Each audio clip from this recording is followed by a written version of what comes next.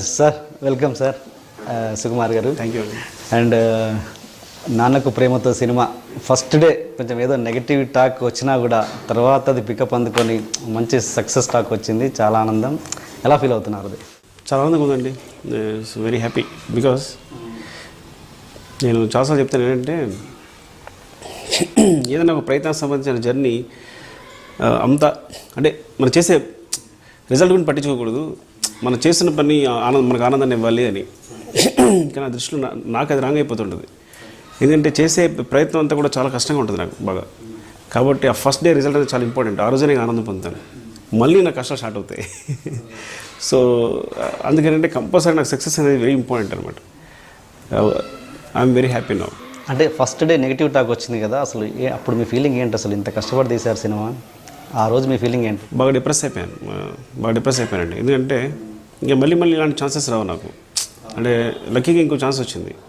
That is because అందరు support, main media support, internet, Facebook, ఇవన్నీ నేను ఒకటి బాగా సపోర్ట్ చేసినాయి. సపోర్ట్ చేయడం వల్ల ఐ థింక్ ఓవర్సీస్ కలెక్షన్స్, మీరు Hyderabad collections, Bengaluru collections for one నేను ఒక్కటే చెప్తున్నాను. సో ఇవన్నీ కలిపి నాకు ఇంకో సినిమాని ఇచ్చాయి. సో దీన్ని కూడా నేను చేసుకోలేకపోతే, అంటే ఫస్ట్ యాక్చువల్గా బిగినింగ్ చాలా మంచి టాక్ వచ్చింది సినిమాకి. Morning show I think 8 o'clock 9 o'clock 10 o'clock కల్లా ఎవ్రీవన్ ఈజ్ కాలింగ్. సో తర్వాత ఇండస్ట్రీలో ఎందుకు కొంచెం మిక్స్డ్ రివ్యూ అనేది స్టార్ట్ అయింది. నేను ఇది ఫస్ట్ డే గురించి చెప్తున్నాను. కానీ ఒక గుడ్ థింగ్ ఏంటంటే నాకు కాల్స్ మాత్రం ఆగలేదు. కాల్స్ ఎక్కడి నుంచి వచ్చాయంటే ఊళ్ళ నుంచి వచ్చాయి.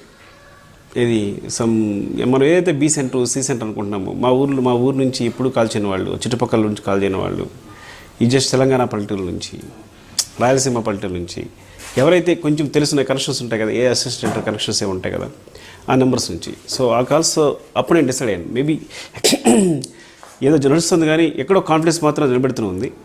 బట్ ఈవినింగ్ 7:30కి దెన్ బాపీ కాల్ మీ తెలిసి ఈజ్ వెరీ స్ట్రాంగ్ అండి. ఫస్ట్ సెకండ్ షో ఫుల్స్ నిజంగా ఏదైనా ఉంటే కనుక ఇలా ఫస్ట్ సెకండ్ షో ఫుల్స్ అవ్వవు. బీసీ కూడా చాలా స్ట్రాంగ్గా ఫుల్ అవుతున్నాయి, క్రౌడ్ వెనక్కి వెళ్ళిపోతున్నారు. It is going by very big hit అని. సో దెన్ అప్పుడు నాకు కొంచెం మనసు కుదిరిపడింది. బట్ ఈ లోపల ఒక 5-6 hours మాత్రం నరకేతనం అనిపించాను డెఫినెట్గా. అంటే మీరు ఇది ఎక్స్పెక్ట్ చేయలేదా? ఎక్స్పెక్ట్ చేయలేదు, నేను ఎక్స్పెక్ట్ చేయలేదు. ఎందుకంటే ఇందులో ఎమోషన్ ఉంది, ఎమోషన్ అందరూ కనెక్ట్ అవుతారు.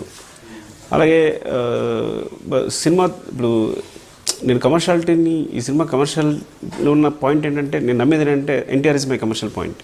తన్ని ఆ ఇంటెలిజెన్స్ చూపించిన కమర్షియల్ పాయింట్ అని నేను ఫీల్ అయ్యాను. డెఫినెట్గా ఎన్టీఆర్కి ఇంటెలిజెన్స్కి థ్రిల్ అవుతారు ఆడియన్స్ అందరూ అని. అలాగే ఫ్యాన్స్ కూడా వాళ్ళ హీరోలా చూసుకుని డెఫినెట్గా వాళ్ళు హై ఫీల్ అవుతారు అనుకున్నాను. కాబట్టి అసలు నాకు ఎప్పుడు, అంటే ఫ్రాంక్గా చెప్పండి, మార్నింగ్ 8 o'clock లేచాను. అంటే నాకు రిజల్ట్ గురించి ఏమాత్రం డౌట్ ఉన్నా నేను నైట్ పడుకునేవాడిని కాదు. కానీ హ్యాపీ పడుకున్నాను వర్క్ అయిపోయిన తర్వాత.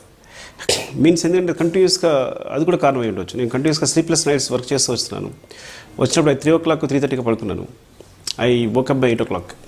అంటే మీ ప్రతి సినిమాకి ఇది కామన్ అయిపోతుంది కదా, డివైడ్ టాక్, నెగిటివ్ టాక్ అనేది ప్రతిసారి. మన మీరు ప్రొడ్యూస్ చేసిన కుమారి 20F నుంచి అంతకుముందు తీసిన జగడం కావచ్చు, ప్రతిదానికి ఇది కామన్ అయిపోతుంది. ఏంటంటారు దానికి రీజన్? మేబీ ఎక్కడికో ప్రేక్షకులకి నాకు, అంటే నేను వాళ్ళు ఎక్స్పెక్ట్ చేసేది సాధారణ ఏం జరుగుతుందంటే, సినిమా అనేది ఇప్పుడు సపోజ్ నేను బాగా గుర్తండి నాకు శంకరాభరణం ఒకటి, చిరంజీవి గారు విశ్వనాథ్ గారు డైరెక్ట్ చేసిన సినిమా స్వయం కృషి ఒకటి. నేను కొన్ని మూవీస్ నేను చిన్నప్పుడు, మేబీ నేను చిన్నవాడినా కానీ నాకు ఆ రిజల్ట్ గుర్తుంది. అందరూ ఏం మాట్లాడుకున్నారనే విషయం అనేది. చిన్నప్పుడు నేను సినిమా ఇంట్రెస్ట్ కాబట్టి తెలిసిన గురించి ఆ రిజల్ట్స్, సినిమా రిజల్ట్స్ అన్నీ గుర్తున్నాయి. సో స్వయం కృషి లాంటి సినిమా ఫస్ట్ డివైడ్ టాక్ వచ్చింది. ఎందుకు టాక్ వస్తుందంటే, బీనింగ్ వెళ్ళే ఆడియో చిరంజీవిని ఒక మాస్ హీరో, అలా చూడడం అది థియేటర్కి వెళ్తారు. బట్ వన్స్ సినిమా కనెక్ట్ అయిన తర్వాత ఫ్యామిలీస్ రన్ ఇట్ ఈస్, అంటే అది వెరీ బిగ్ హిట్ అప్పుడు నెమ్మదిగా. సో ఫస్ట్ మేబీ సినిమాకి నేను వాళ్ళకి సరిగా క్లూ ఇవ్వట్లేదేమో, లేదా వాళ్ళు ఎక్స్పెక్ట్ చేసింది ఏదో ఎక్స్పెక్ట్ చేసుకుని వాళ్ళు థియేటర్ వచ్చేట్టు చేస్తున్నారేమో. వచ్చిన తర్వాత మేబీ వాళ్ళు డిసప్పాయింట్ అవుతున్నారేమో. సో ఆ తర్వాత దే రియలైజ్ అండ్ తర్వాత హిట్ అవుతున్నాయేమో. బట్ నాకు తెలిసి ఏంటంటే ఆర్య 100%లో రెండు యునానిమస్ వచ్చాయి. అలా ఎక్కడో నాకు ప్రేక్షకులకి మధ్య ఒక చిన్న అంతరం ఉంది. ఆ అంతరం మార్నింగ్ షోతో కొంచెం ప్రాబ్లం అవుతుంది, బట్ తర్వాత సెటిల్ అవుతుంది అంతే. మీరు పజిల్ తగ్గిస్తే అవి యునానిమస్గా వస్తున్నాయి, పజిల్స్ ఎక్కడైతే పెడుతున్నారో అవి డివైడ్ టాక్ వస్తుంది. అది యాక్చువల్లీ నేను పజిల్స్ పెడుతున్నాను అనుకోవట్లేదు. అదేమైపోయిందంటే రైటింగ్ ప్రాసెస్ అయిపోయింది. మేబీ అందులో నేను తప్పించుకోలేకపోతాను, but this time I will try. Next time ఏంటండి ప్రాజెక్ట్ అసలు ఇంతకీ ఈ సినిమా గురించి మాట్లాడుకుందామని? ఇంకా డిసైడ్ కాలేదండి. ఇంకా మామూలు పేపర్లో రాస్తారు కదా చర్చల దశలో ఉన్నాయని, అదే నా మాట కూడా. మీరు బేసిక్గా మీరు చాలా ఎప్పుడు చూసినా మీరు స్టేజ్ మీద కావచ్చు, ఇంటర్వ్యూస్లో కావచ్చు, మామూలుగా ఎప్పుడు ఏదో ఆలోచిస్తూ ఎప్పుడు ఒక టెన్స్ అంటే ప్రశాంతత అన్నది మీ ఫేస్లో కనబడదు అసలు ఎప్పుడు. ఏదో అంటే నెక్స్ట్ లెవెల్లో ఏదో ఆలోచిస్తూ ఉంటారు. ఏంటి దానికి రీజన్ అసలు? అది ఏమీ తెలియదండి. Maybe concentration. అవునా? అబ్బా, ఎంత మంచి పాయింట్ పెట్టారు మీరు. చాలా దారుణ విషయం ఇది. ఎందుకంటే సేమ్ అదే మాట మావాడు అంటుంటుంది ఇంట్లో. ఏదైనా సడన్గా మాట్లాడుతూ ఎటు వెళ్ళిపోతే అదిగో అని నాతో మాట్లాడు, నువ్వు కాన్సన్ట్రేషన్గా మాట్లాడలేదు, పేపర్ మాత్రం కాన్సన్ట్రేషన్గా చదువుతున్నాను, సో నాకు ఏదైనా కావాలితే పేపర్లో ఇస్తాను అని. ఓ నిజంగా అలాగే చేసింది అనమాట. నేను పేపర్ చదువుతుంటే మధ్యలో ఒక ప్రింట్ అయిపోయి ఒకటి లాక్ చేసింది. ఒక మ్యాటర్ ఈవినింగ్ మన సినిమాకి వెళ్ళాలని విషయం అంటించింది దానికి. అని చూసి మా వైపు చూశాను. ఏంటంటే రోజు పేపర్ చదువుతాను చెప్పింది అనట్లేదు నువ్వు, కాబట్టి నాకు కావాల్సిన ఏదైనా కావాలంటే కనుక పేపర్లో ఇచ్చాను అట్లా వేసానని చెప్పింది. అదే అంటే రెస్ట్లెస్నెస్ అంటే ఒకటి మేబీ కాన్సన్ట్రేషన్ లేపడం, ఇంకోటి ఎప్పుడు సినిమా గురించి ఆలోచిస్తానని మాత్రం కాదు. కానీ నాకు ప్రాబ్లం ఏంటంటే నాకు ఒక చిన్నప్పుడు అంటే ఎక్కడో అలవాటు అయింది ఏంటంటే ఏదైనా ఏమైనా అన్నానేమో, ఏదైనా బాధపట్టానేమో, మళ్ళీ అంటే అది ఎక్కువ ఎవరినో ఏదో అనేసాను, లేకపోతే అది ఐ థింక్ దాని నుంచి తప్పించలేకపోతున్నాను మేబీ. అంటే మళ్ళీ నేను దాన్ని మళ్ళీ నేను ఏదో అనేసాను, వాళ్ళు ఏమైనా ఫీల్ అయి ఉంటారు, యాక్చువల్గా వాడికి నేను ఏదో చేస్తాను నువ్వు చేయలేదు. సో యాక్చువల్గా ఇవి ఎక్కువ ఆక్యుపై చేస్తుంటాయి నా బ్రెయిన్లో తప్ప మరీ సినిమా గురించి అని కాదు. సినిమా గురించి ఆలోచిస్తుంటాను కానీ ఈ ప్రాసెస్లో మిగతా స్పేస్ అంతా ఇవే ఆక్రమిస్తుంటాయి. నేను చాలా ట్రై చేస్తాను అందులో బయటపడాలని, కుదరట్లేదు అంతే. ఫ్యామిలీతో కూడా ఎక్కువ స్పెండ్ చేయరని విన్నాను. నేను చేసిన రీసెర్చ్ లాంటి మొత్తం ఇక్కడే 1, 2, 3 ఇక్కడే మీ రూమ్లో పడుకొని చాప్ వేసుకొని పడుకొని ఉంటాడంట. అసలు ఇంటికి కూడా 100 అడుగులు వేస్తే ఇల్లు అయినా కూడా వెళ్ళారంట, ఎప్పుడో మార్నింగ్ లేసి వెళ్తారంట. అంటే ఎంత మీ మీద మీకు ఎంత ధ్యాస లేకపోతే అలా ఉంటారు మీరు, సినిమా మీద ఎంత ప్యాషన్ ఉంటే అలా చేస్తారు. కానీ మీ ఇంటికి మాత్రం 2 షర్ట్లు మార్చుకొచ్చారు. అది గమ్మత. అంటే ఎంతో ప్యాషన్ ఉంటే తప్పించి ఏదో ఆలోచన ఉంటే తప్పించి ఇవి జరగవు ఇక్కడ. అంటే మీ రూమ్ చూశాను, మీ రూమ్ పెద్ద లగ్జరియస్గా ఉంది అంటే లేదు, మామూలు కృష్ణానగర్లో ఒక బ్యాచిలర్ ఎలా ఉంటారో అలా ఉంది. చాప్ వేసుకొని పడుకుంటే అంటే ఎంతో ప్యాషన్ ఉంటే తప్పించి ఇంకా మీకు వేరే వాటి గురించి ఆలోచన ఉండదు. అంటే ఏంటి అది? అదే లేదండి, మెయిన్ ఏంటంటే జెన్యున్ కారణం ఏంటంటే దానికి నా స్క్రిప్ట్ కంప్లీట్ అవ్వకపోవడం. ఎంత ట్రై చేసినా కంప్లీట్ అవ్వదు. నా అసిస్టెంట్స్ ఇబ్బంది పెడుతుంటాను, నేను ఇబ్బంది పడతాను, నేను నెట్ కూర్చుంటాను, కానీ సీన్ మాత్రం కంప్లీట్ అవ్వదు. స్పాట్కి వెళ్ళి కూర్చొని స్టార్ట్ చేస్తే కానీ సీన్ కంప్లీట్ అవ్వదు. షూటింగ్ అయిన తర్వాతే మీరు స్క్రిప్ట్ రాస్తాం సాధారణంగా, ఇది నమ్మండి మీరు. అంటే స్క్రిప్ట్ అనేది ఉద్దేశం what ever the writers they right, నేను రాసేది రాయడం ఇవన్నీ ఉంటుంది. కానీ ఇవన్నీ కాంబినేషన్తో ఒక మిక్స్ ఉంటుంది చూసారా, లేదా అక్కడ ఏదైనా స్పాట్ డెవలప్మెంట్ కానీ ఇవన్నీ కలిపానంటే అక్కడే వస్తున్నాను. వన్స్ అందరు కెమెరా పెట్టుకొని ఆర్టిస్టులు కూర్చోగానే అక్కడే నాకు ఏదో ఒక ఫ్లో వస్తుంది, అప్పుడు అన్నీ కనెక్ట్ అయ్యి ఇది పర్ఫెక్ట్ అనిపిస్తుంది.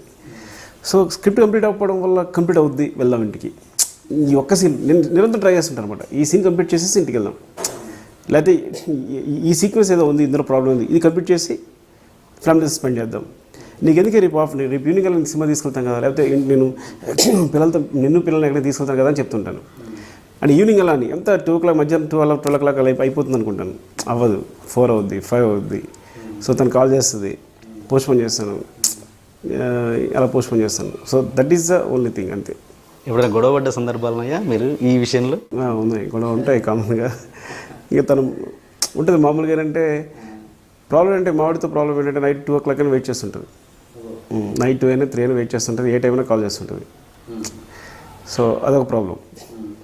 నేను వస్తాను పడుకో అయిపోతుంది కదా, ఇంకెంత డిస్కషన్ అయిపోతుంది, వస్తాను. సో నేను చెప్పేటప్పుడు నిజమే, ఇలా నేను వస్తానన్నమాట నిజమే, అదే నిజంగానే చెప్తాను అన్నమాట నేను. కానీ తర్వాత ప్రాబ్లం అయితే మిస్ అయిపోయి అది వేరేగా మారుతుంది. కానీ మాటించి కూడా మీరు ఇక్కడే పడుకుంటారంట కదా చాప్ వేసుకొని, దాని గురించి అంటే ఏమవుతుందంటే నైట్ ఆ టైంకి వెళ్ళి 4 o'clock వెళ్ళి మళ్ళీ లేపి డిస్టర్బ్ చేస్తే పిల్లలు కదులుతారు, వాళ్ళు ఏడుస్తారు, మళ్ళీ తనతో వాళ్ళతో కూర్చోసి వస్తాను నైట్ అంతా మళ్ళీ. సో తనతో లేకుండా పోతుంది. నేను కూర్చొని ఇంట్రొడక్షన్ కొంచెం హెవీగా ప్లాన్ చేశాం. అసలు ఏంటి అన్యాయం, ఏంటి దౌర్జన్యం? 3 రోజుల నుంచి మోసం ఉన్నట్టున్నాయి మొక్కలు. ఎవర్రా మీరు? జూనియర్ ఆర్టిస్ట్ ఉన్నది కూడా లేదు కదా, ఎక్కడ పట్టాడురా బాబు వీడిని? I love you. పోతారా రే, నాశనం అయిపోతారు. జిమ్మి అన్నారేమి? ఇదే సార్ జిమ్మి. అవులే అవులే అవుతున్నా నీకు. Hey where are the couple I want to shoot. ముందు కలర్ తెలియట్టుకుని మా కండిషన్ చూడరా Kaabil. So please do subscribe to Loloke, please. I Dream 1 million subscribers ki reach అయ్యిందండి. Congrats to iDream Media on reaching 1 million subscribers. iDream Media on 1 million subscribers reach చేసినందుకు all the best and congratulations to you. Congrats, I Dream. Keep up the good work and continue to entertain.